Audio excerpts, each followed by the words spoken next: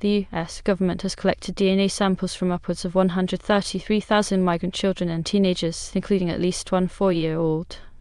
The records offer the most detailed look to date at the scale of CBP. CBP swabbed the cheeks of between 829,000 and 2.8 million people, with experts estimating that the true figure, excluding duplicates, is likely well over 1.5 million. That number includes as many as the DNA samples are registered in the Combined DNA Index System, or CODIS, a database administered by the FBI. The database is used by local, state, and federal enforcement agencies to match DNA collected from crime scenes or convictions to the tens of thousands of minors whose DNA was collected by Customs and Border Protection over the past 4 years, as many as 227 were 13 or younger. The Department of Homeland Security policy states that individuals under 14 are generally exempt from DNA collection. As many as 122 minors were categorized as American citizens, 53 of whom were not detained for any criminal arrest. Under current rules, DNA is generally collected from anyone who is also fingerprinted. CBP controls the earliest, most vulnerable hours of a migrant's legal journey in the US. Under current policy, CBP is authorized to collect fingerprints and DNA from anyone in their custody as young as 14 years old. CBP data shows only 2.2% of children under 14 had their DNA submitted to the FBI.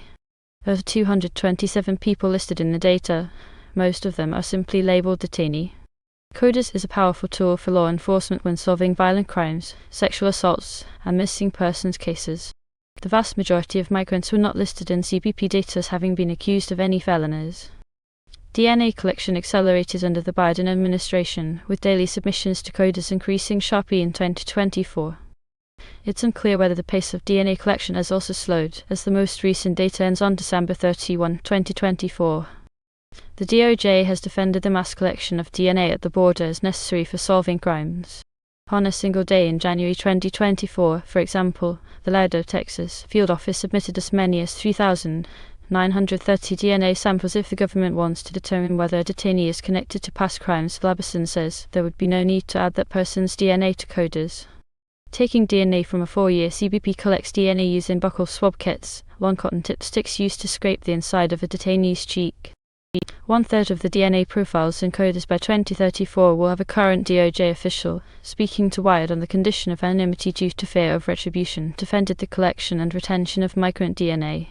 Storing raw samples, they say, is necessary for due process. DHS policy states that DNA samples may not be used to discriminate in the provision of health benefits or other services, but privacy advocates worry that those rules aren't enough. CBP warns that the warehousing of genetic samples containing the entirety of people's genetic code presents a risk in